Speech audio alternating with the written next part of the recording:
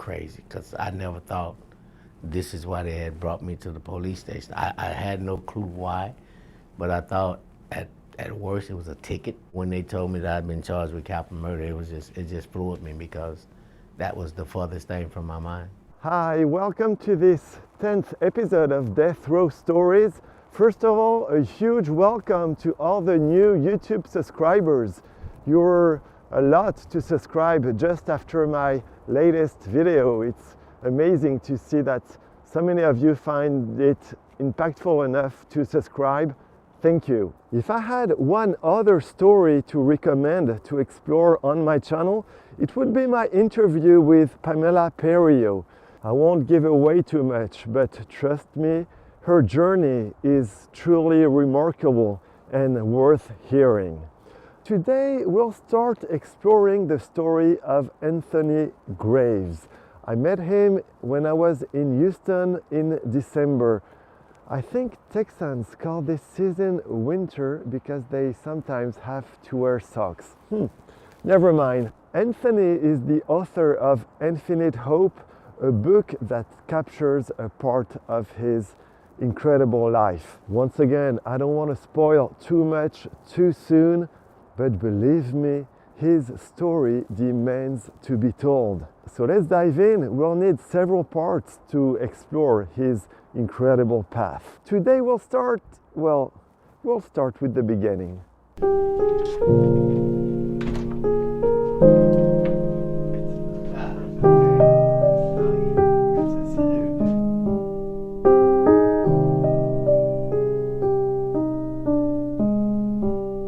My name is Anthony Graves. Through my foundation, I created the Peer Navigator Project, which trains formerly incarcerated men and women how to work alongside criminal defense attorneys to mentor their clients and their family members while they're dealing with the criminal justice system. My extensive experience dealing with the death penalty has allowed me to be creative in this space and kind of give people that are behind those bars what I think they need, which is peer navigator support. Thank you very much, Anthony, for agreeing to be interviewed by Death Row Stories. Yes. Your story and your work today are incredible, and I would like to dive into it. You were born in 1965 and grew up in Brenham, little Texas rural town between Austin and Houston. You're the eldest of 5 siblings of an African-American family. Can you tell us about your parents and who raised you? Oh, wow. Yeah, well, my parents were typical teenage parents when they had me, right? I was raised by my father and my mother were married, but my father worked for the railroad and he spent most of his time working. My mother also worked, but she did most of the raising, right? But because she worked a lot and my dad was always gone, I kind of parented my siblings because I was the oldest. We lived in what we call the projects, where mostly kids were dealing with single-parent homes. The fathers were not in our homes. We were all being raised by our mothers, right? But we were all a community. And we didn't understand poverty because we felt like we were rich kids, but because we had each other. I loved sports. I excelled in sports. I played basketball, baseball, football, ran track. I was well-liked growing up. Yeah, so that's kind of with my childhood. It was a normal childhood. You had your first son at 15, yeah. And he was born with sickle cell anemia. Yes. You were often at the hospital with him. How did you deal with that? Because you were still in high school, yes, and had to go to the hospital and take care of your son. Well, this was a different era, right? My son was born in 1980. Yes, in 1980. So parenting was a little different. You're a little bit more responsible for parenting back then. So when my son was born, even though I was young, I still had to step up. I had the support of my mother and my siblings and everything, my son was raised by all of us, I like to say, because my mother was there hands-on, I was hands-on, my siblings were hands-on, her parents, as you know, so my son had a lot of support growing up, but nevertheless, I did play my role as his father at an early age. And when we discovered he had sickle cell anemia and he would have to go into the hospital to have blood transfusions, it was my responsibility to be there to encourage my son. No matter what my age was, this was my son. And so I took that role on because, you know, my understanding of what a dad was and what should be was from what my dad wasn't for me. And so that taught me a lot about how to parent my child. And so I knew it was very important for me to be there for him. A couple of years later, you had 2 other children, and by the age of 20, you had 3 sons. How did that happen? It was not unusual where you were living, and what was your relationship with their mothers? He said, how did it happen? It's called the Big Bang Theory. But, I mean, you know, yeah, it's just that era. I was young. I was, you know, I was the man of the house at an early age because, as I said, my father was always out. And, you know, life just happened. And, you know, when a child is born, everyone comes together and support it. And that was the era then. After high school, what work did you do? So after high school, I went to work. And I played sports for the company that I worked for. I was just your typical era person, man, that worked. I had children. I lived a normal life. You struggled financially, though. I mean, I didn't struggle no more than the next person. You know, I had a job. It wasn't a high-paying job, but I worked, you know. I didn't do bad. I wasn't in the streets, you know. I don't want to paint this picture that I was some sort of poor soul. No, I made a okay living. But you had to also to continue to take care of your sons, especially your eldest one, go to the hospital. At some point, you couldn't pay your car anymore. So that's why I was saying it was, you struggled a little bit financially. So what had happened is I made a choice. I either could pay to go and support my son or pay my car note at that time. And I chose to take the money because my son was in the hospital, and I traveled with that money to stay with my son. And so they took my car, and I ended up having to get it back like a month later when I got paid again. But it was a choice I had to make, and it wasn't a hard choice. I wanted to be there for my son, and it took my money to do that. So, in 1987, at the age of 22, for the first time, you will see how unfair the justice system can be. Can you tell us what happened? Oh, in 1987, yeah, they had what was called a drug bust. And a lot of us kids smoked marijuana back then. They used that against us. They arrested us, gave us outrageous charges. I ended up being put a 10-year probation for smoking marijuana. You know, it was my first time ever being in any type of trouble. And it was unjust. And we were just a bunch of kids, black kids in the project. And, you know, our comfort was smoking marijuana when we could. And so they changed our lives back then. They put us all on probation, and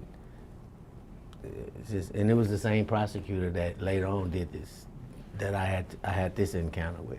You know, the same prosecutor. Yeah, because you had to tell that you had sold more than marijuana to get out of it, no? They forced you, right? Yeah, I had a charge for marijuana. I sold $20 worth of marijuana.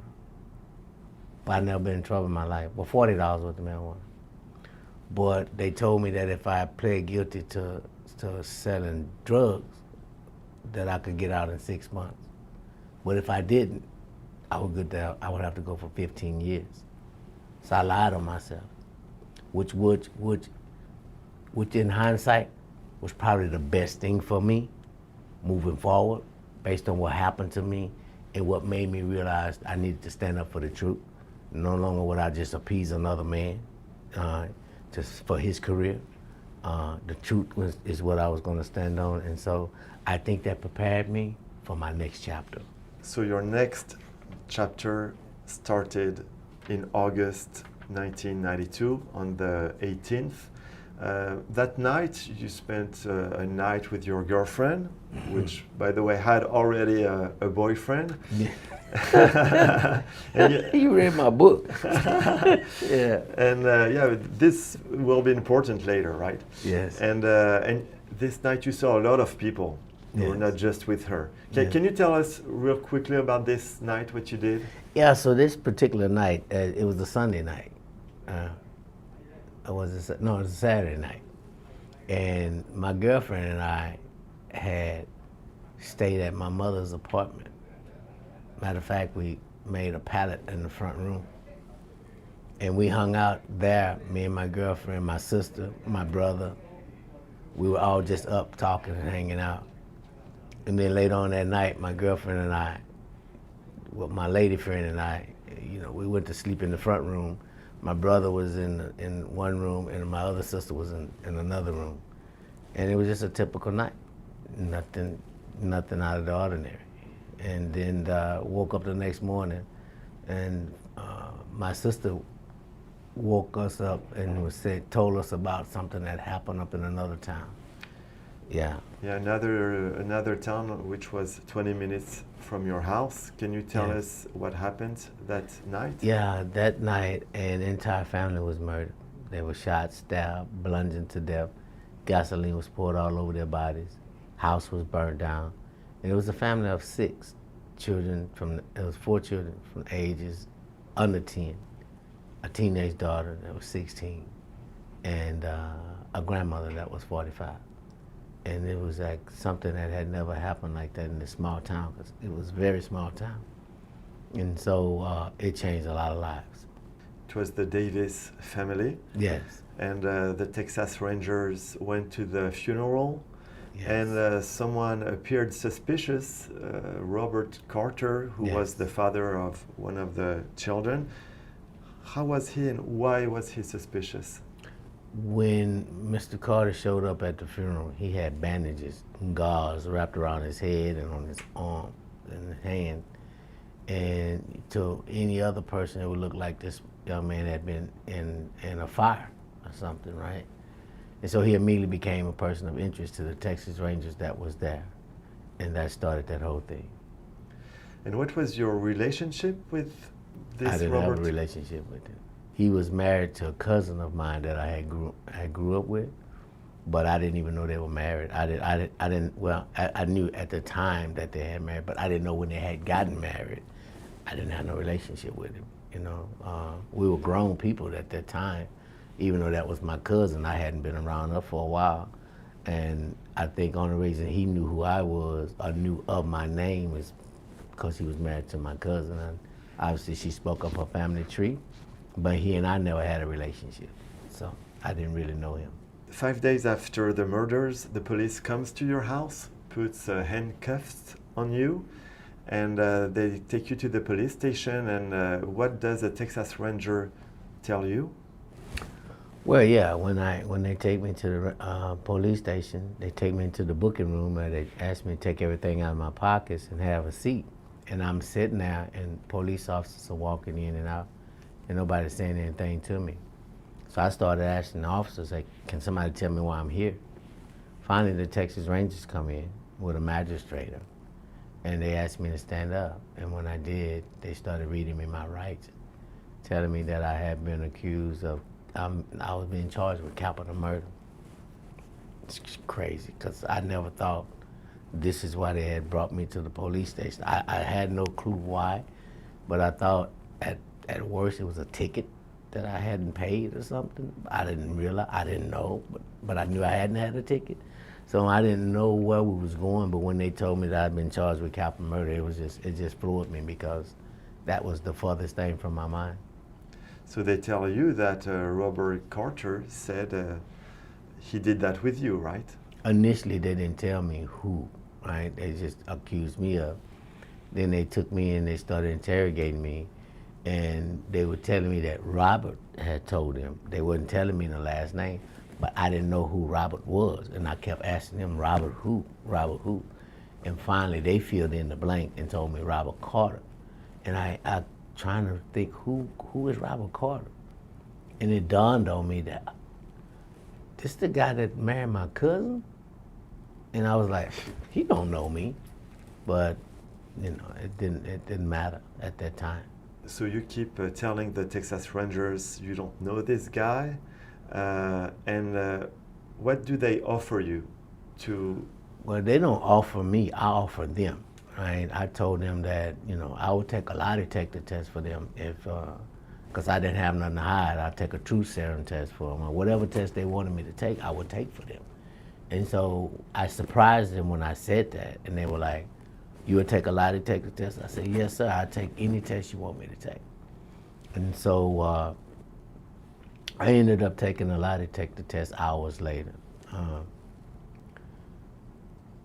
I always tell people that, particular attorneys, don't ever let your client take a lie detector test. They're called lie detector tests for a reason, because they can lie on you, okay? And you don't know how to read a lie detector test.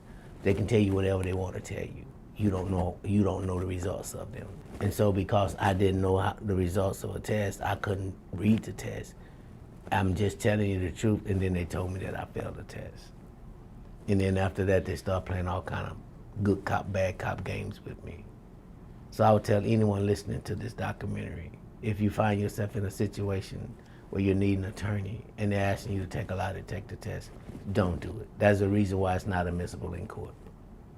It's a scare tactic, that's all.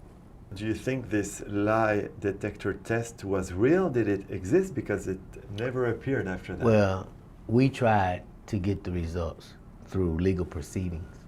No one ever produced the results, okay?